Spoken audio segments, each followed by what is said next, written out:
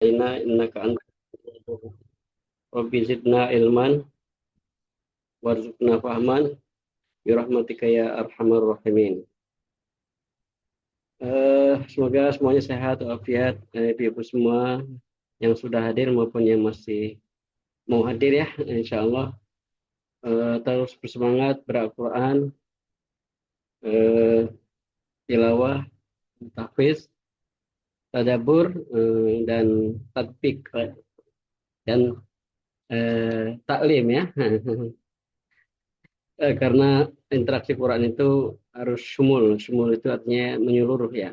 Tidak boleh hanya satu sisi, tapi pada akhirnya harus menyeluruh. Gitu. Meskipun jalan ke arah sana perlu proses ya. Jadi tidak perlu buru-buru. Yang penting ditempuh jalannya dengan kesabaran dan semangat. Amin ya Rabbal alamin. Termasuk dalam tahfidz ini ya. Dalam menghafal ini. Ibu-ibu semua yang sudah eh, berniat untuk menghafal, insya Allah eh, Allah catat ya sebagai niat kebaikan yang insya Allah Allah beri pahala berlipat gitu. Eh, Kalau niatnya 30 juz, insya Allah Allah akan sampaikan 30 juz ya. Eh, yang penting niat kuat, azam kuat gitu ya. Masalah proses perjalanan itu dijalani saja dengan senang, gembira gitu. Bagaimana saya share tadi bahwa Al-Quran itu tidak dirukan untuk menjadi beban. Kita mengambil surat ayat ya, Toha itu. Toha, a'udzubillahi minasyaitonirrajim. Toha, ma anzalna 'alaikal Qur'ana tashqa. Kami tidak menurunkan Al-Quran itu untuk menyusahkanmu, wahai Muhammad, wahai Rasulullah, dan umatmu ya, tentunya ya, tidak untuk menyusahkan. Jadi diturunkan Al-Quran itu bukan untuk membuat kita susah. Dalam berbagai aspeknya termasuk tilawah, termasuk tahfiznya, termasuk tadaburnya, termasuk pelaksanaannya ya. Allah sudah ma'anzalna alikal Quran. Jangan sampai Allah mengatakan demikian kita kemudian merasa kesulitan, merasa kesusahan gitu ya. Berarti ada sesuatu yang salah dalam diri kita. Eh, Seperti yang saya tulis tadi, menghafal itu bukan menambah beban, justru memindahkan beban dari hati yang gelap menuju hati yang bercahaya. Masya Allah ini kata-katanya. Jadi orang yang hatinya penuh dengan Al-Quran, tertulis Al-Quran itu insya Allah hidupnya diberkahi dan dipermudah oleh Allah SWT. Ya. Kalau rumah yang dibacakan Al-Quran di dalamnya itu eh, para bisa mengusir para setan dan jin gitu ya, yang dari rumah itu dan mengundang malaikat gitu. Apalagi ketika Al-Quran itu bagi pembacanya ya akan mengusir jin dan setan dari dirinya. Jadi unsur apa namanya dorongan-dorongan negatif itu insya Allah akan hilang ya, akan hilang. Jadi Rasulullah katakan bahwa hati yang tidak ada hafalan Al-Quran itu seperti kuburan, ya. Banyak jantungnya. Tapi kalau uh, punya hafalan banyak, insya Allah tidak seperti kuburan gitu ya. Seperti itulah hafalan Al-Quran itu justru bukan membuat beban, tapi akan meringankan beban ya. Uh, uh, Beban tanpa Al-Quran kita itu akan mengalami kegelapan hati. Itulah beban yang sebenarnya ya. Nah, kalau kita tidak bersama Al-Quran itu akan mengalami kegelapan hati dan menghafal itu kebersamaan dengan Al-Quran yang intensif ya. Karena kita murojaah ziyadah setiap saat gitu ya, insya Allah itu dalam berbagai kondisi duduk tidur berbaring berbaring tidur sama ya berbaring berdiri dan dan dan duduk gitu ya apa namanya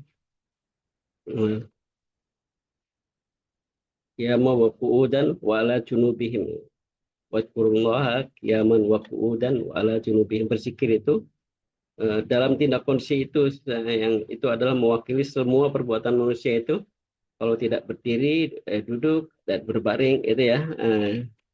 Orang yang punya hafalan insya Allah bisa mm, zikir terbaik yaitu murojaah dalam 3 kondisi itu.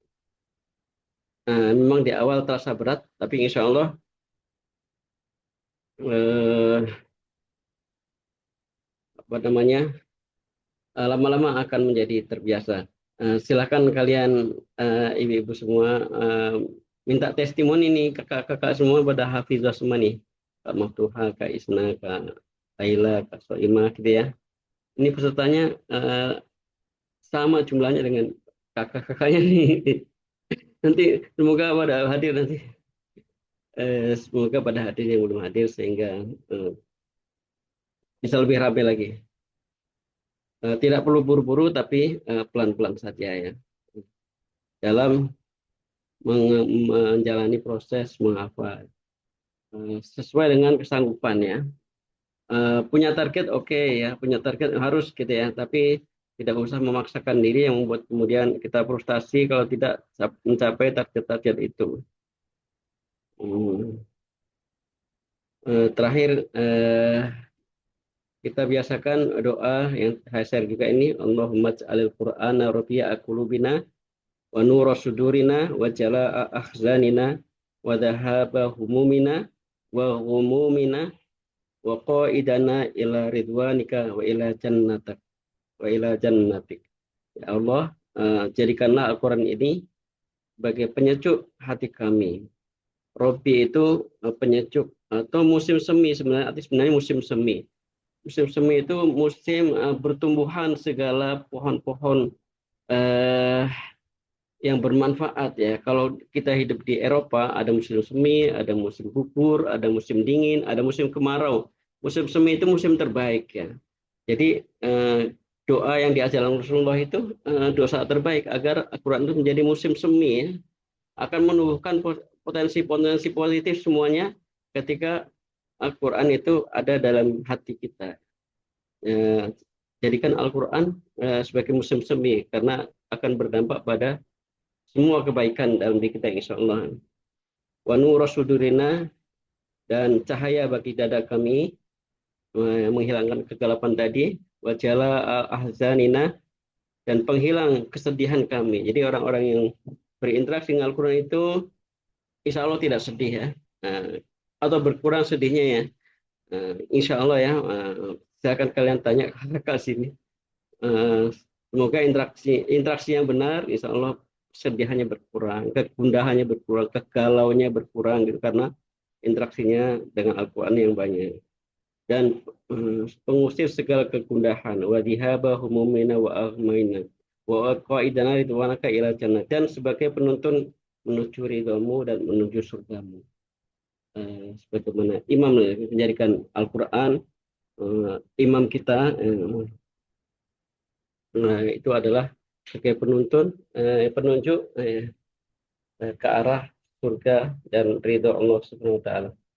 Demikian eh, jemaah peserta kajian takbir online pada malam Sabtu ini eh, apa namanya atau mukadimah dari saya semoga menjadi pelajaran, semoga menjadi eh, nasihat buat diri saya sendiri dan buat kita semua dan buat seluruh peserta yang sudah hadir maupun yang belum hadir insya Allah.